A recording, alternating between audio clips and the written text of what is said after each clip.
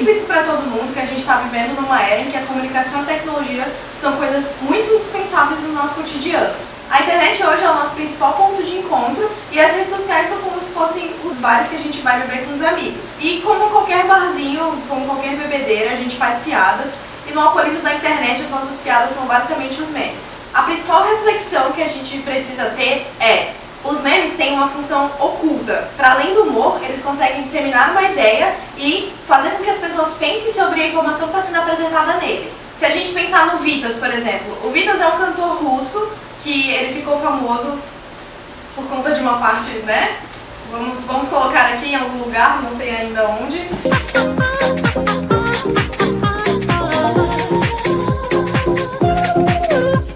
E do nada, todas as plataformas que tem as músicas dele começaram a ter muito acesso. Então tinha, tipo, brasileiros acessando coisas do Vitas, que é um cantor famoso na Rússia, por causa de um meme que começou a ser disseminado aqui.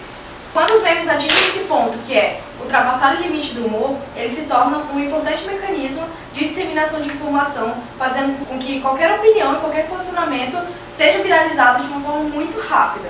Uma das únicas coisas que poderia transformar o meme em algo ruim é se ele fosse usado para alguma coisa de proporção muito grande, como formar opinião pública, sem incentivar a busca pelo que realmente está acontecendo, pela veracidade do que está sendo dito. Os caras que fazem dicionários em Oxford incluíram uma palavra nova no ano passado, que é a pós-verdade.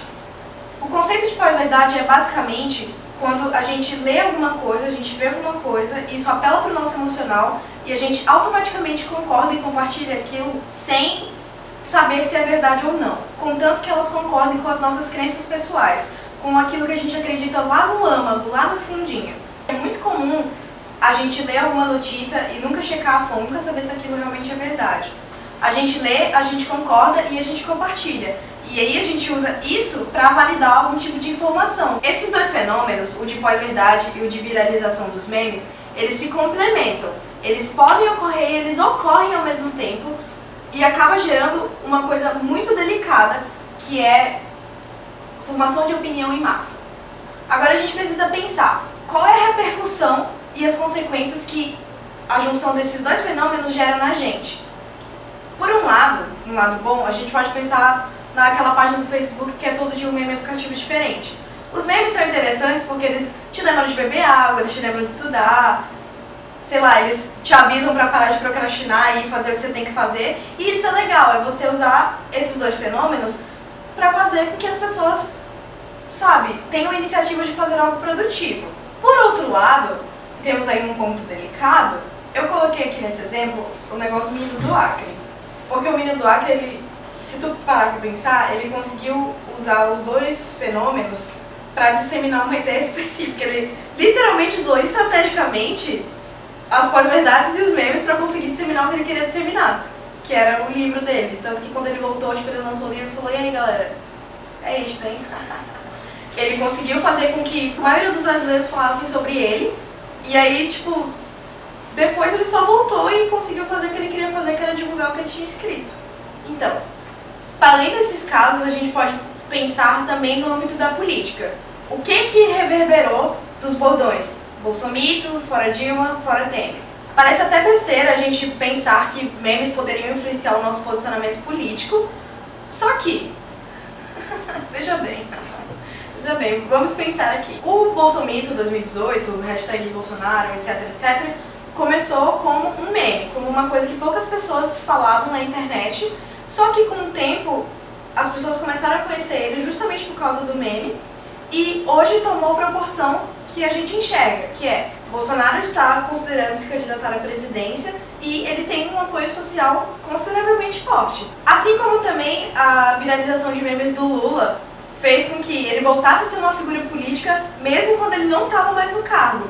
Toda a onda de memes no Twitter do Lula, de Lula bonito, Lula na praia, Lula tomando litrão com a Dilma, comendo pastel, tá ligado? Tudo isso fez com que as pessoas voltassem a falar dele e voltassem a querê-lo como candidato de certa forma.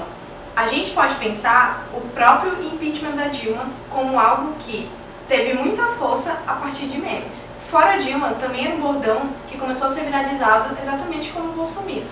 Então, a partir desses dois acontecimentos, desses dois fenômenos, que foi a viralização do bordão do Faria Dilma e a pós-verdade, que era o fato das pessoas não pesquisarem, criou uma opinião pública sobre algo. E um meme, que era pra ser uma coisa só na base do humor, conseguiu fazer com que pessoas fossem pra rua, fazer panelaço, fazer com que pessoas fizessem manifestações, fazer o Congresso mobilizar um processo de impeachment.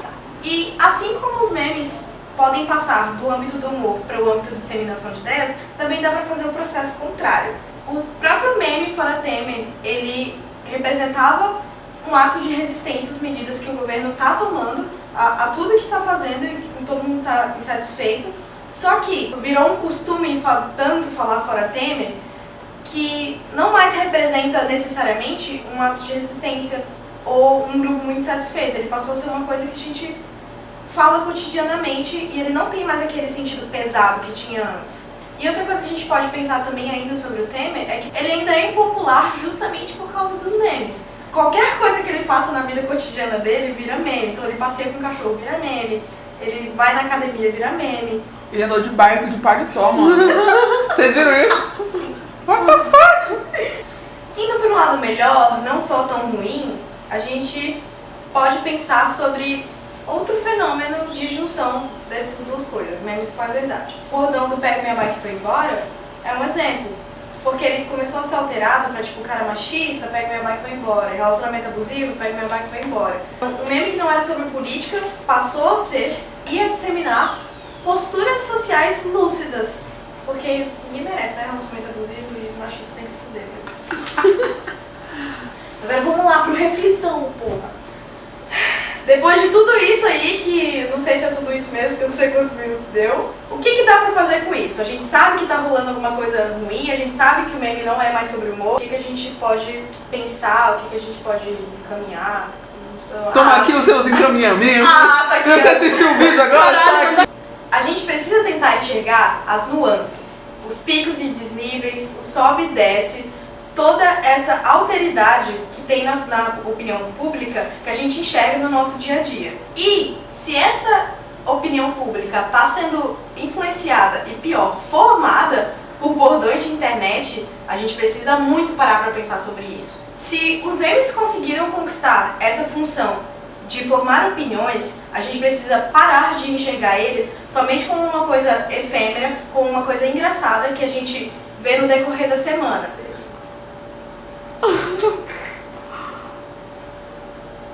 E sim começar a vê-los como um mecanismo de valorização e desvalorização de poderes. E querendo ou não, poder é uma coisa que diz respeito a muitas coisas em muitos âmbitos. E isso é importante demais pra gente ignorar algum fenômeno que diz respeito a ele. Fala, se inscreve no canal. Só vai pra seu gatinho, tá? E tua boca. Levanta aí. Isso. Se inscreve no canal. E dá like. Dá like.